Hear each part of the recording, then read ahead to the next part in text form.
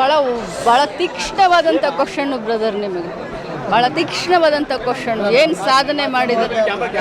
ಇಲ್ಲ ಭಾಳ ಚೆನ್ನಾಗಿ ಕ್ವಶನ್ ಕೇಳಿದ್ರಿ, ಅದಕ್ಕೆ ಆ ಉತ್ತರ ಕೊಡೋಕೆ ನಾನು ಪೇಪರ್ನ ಹುಡ್ಕೊಂಡೆ. ಅದಕ್ಕೆ ಏನು ಸಾಧನೆ ಮಾಡಿದ್ದೀನಿ ಅಂತ ಕೇಳ್ತಿರಲ್ಲ. 2 ವರ್ಷಕ್ಕಿಂತ ಮುಂಚೆ ಏನು ಜನರಿಗೆ ಭಾಷೆನ ಕೊಟ್ಟಿದ್ರು ಅದನ್ನು ಎಲ್ಲ ಈಡೇರಿಸಿ ಇವತ್ತು ಅದಕ್ಕಿಂತ ಜಾಸ್ತಿ ಬಹಳ ದಿನದಿಂದ ಬಹಳ ವರ್ಷಗಳಿಂದ ಕಂದಾಯ ಗ್ರಾಮಗಳ ಬೇಡಿಕೆ ಇತ್ತು. ಹಟ್ಟಿ ಆಗಿರ್ಬೋದು, ಹಾಲಾಡಿಗಳಾಗಿರ್ಬೋದು, ಕಂದಾಯ ಗ್ರಾಮಗಳನ್ನು ಮಾಡಬೇಕು ಅಂತ ಹೇಳಿ ಭಾಳಷ್ಟು ಕುಟುಂಬಗಳು, ಅದರಲ್ಲೂ 1 ಲಕ್ಷ ಮೇಲ್ಪಟ್ಟು ಕುಟುಂಬಗಳಿಗೆ ನೋಡಿ, ಹಟ್ಟಿ, ಹಾಡಿ, ತಾಂಡ, ಪಾಳ್ಯ, ಮುಜುರೆ ಗ್ರಾಮಗಳನ್ನ ಕಂದಾಯ ಗ್ರಾಮಗಳನ್ನಾಗಿ ಪರಿವರ್ತಿಸಿ ಸುಮಾರು ವರ್ಷಗಳ ಬೇಡಿಕೆ ಇತ್ತು.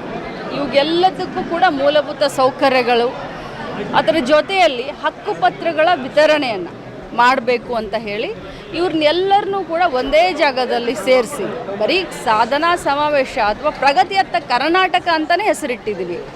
ಬರೀ ಕಾರ್ಯಕ್ರಮಕ್ಕೆ ಅವ್ರನ್ನ ಕರ್ಕೊಂಡು ಬರೋದಲ್ಲ, ಅವತ್ತು ಆ ಹಕ್ಕುಪತ್ರಗಳನ್ನು ಅವ್ರ ಕೈಯಲ್ಲಿ ಕೊಟ್ಟು ಅವ್ರನ್ನ ಕಾರ್ಯಕ್ರಮಕ್ಕೆ ಕರ್ಕೊಂಡು ಬರುವಂಥ ವ್ಯವಸ್ಥೆಯನ್ನು ಜಿಲ್ಲಾಡಳಿತಗಳು ಇಡೀ ರಾಜ್ಯದಲ್ಲಿ ಎಲ್ಲೆಲ್ಲಿ ನಾವು ಮಾಡ್ತಾಯಿದ್ದೀವಿ ಅಲ್ಲೆಲ್ಲಿ ಮಾಡ್ತಾಯಿದ್ವಿ.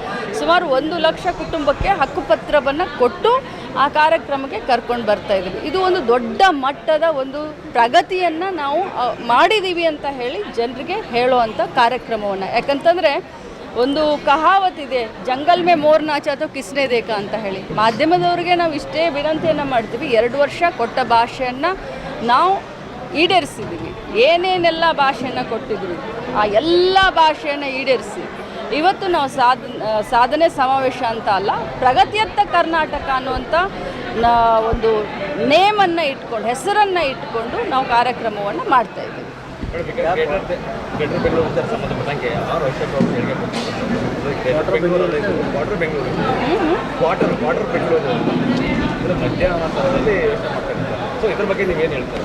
ವಿರೋಧ ಪಕ್ಷದವರು ಅವರು ಯಾವತ್ತಿದ್ರೂ ಕೂಡ ವಿರೋಧವಾಗಿಯೇ ಮಾತನಾಡ್ತಾರೆ.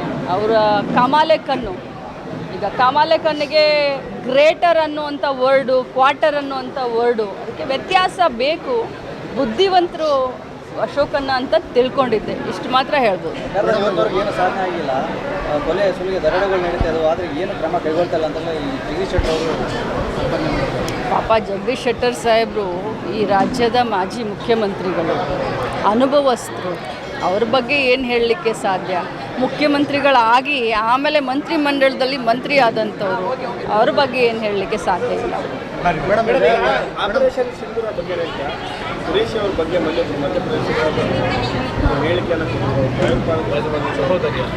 ಅದನ್ನು ಕಟುವಾಗಿ ಟೀಕಿಸ್ತೀನಿ.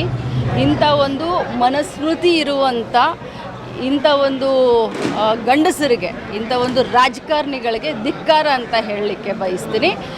ಆಪರೇಷನ್ ಸಿಂಧೂರ ಇರಲಿ, ಕಷ್ಟ ಕಾಲದಲ್ಲಿ ಕಾಂಗ್ರೆಸ್ ಪಕ್ಷ ಮೇಲಿನಿಂದ ಹಿಡ್ಕೊಂಡು ಕೆಳಗಿನವರೆಗೂ ಕೂಡ ಸರ್ಕಾರದ ಜೊತೆ ಇರ್ತೀವಿ ಅಂತ ನಮ್ಮ ಅಗ್ರಗಣ್ಯ ನಾಯಕರು ಹೇಳಿದ್ದಾರೆ. ಅದನ್ನು ನಾನು ಕೂಡ ಪುನರುಚ್ಚಾರ ಮಾಡ್ತೀನಿ.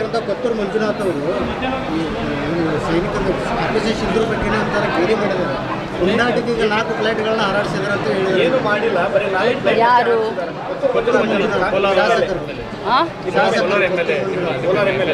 ನೋಡಿ, ನಾನು ಒಂದೇ ಮಾತನ್ನು ಹೇಳ್ತೀನಿ, ಅದನ್ನು ಅವ್ರ ಹತ್ರ ನೀವು ಯಾಕೆ ಆ ರೀತಿ ಮಾತಾಡಿದೆ, ಯಾಕಂದರೆ ನಾನು ಅದನ್ನು ನೋಡಲ್ಲ, ನಾನು ಅದಕ್ಕೆ ಏನೂ ರಿಯಾಕ್ಟ್ ಮಾಡಲ್ಲ. ಬಟ್ ಒಂದು ಮಾತನ್ನ ಹೇಳ್ತೀನಿ, ನಾನು ಯಾರೇ ಆಗಲಿ, ನಾನು ಒಂದು ಮಾತು ಹೇಳ್ತಾ ಇದ್ದೀನಿ, ಯಾರೇ ಆಗಲಿ ದೇಶ ಅಂತ ಬಂದಾಗ ನಾವೆಲ್ಲರೂ ಒಂದೇ. ಇಷ್ಟೇ ನಾನು ಹೇಳಲಿಕ್ಕೆ ಬಯಸ್ತೇನೆ. ನಾವೆಲ್ಲರೂ ಒಂದೇ ಮಾತಿನಿಂದ ಎದುರಿಸಬೇಕು ಅಂತ ಇಷ್ಟೇ ಹೇಳ್ತೀನಿ. ಇದರಲ್ಲಿ 2 ಮಾತೇ ಇಲ್ಲ.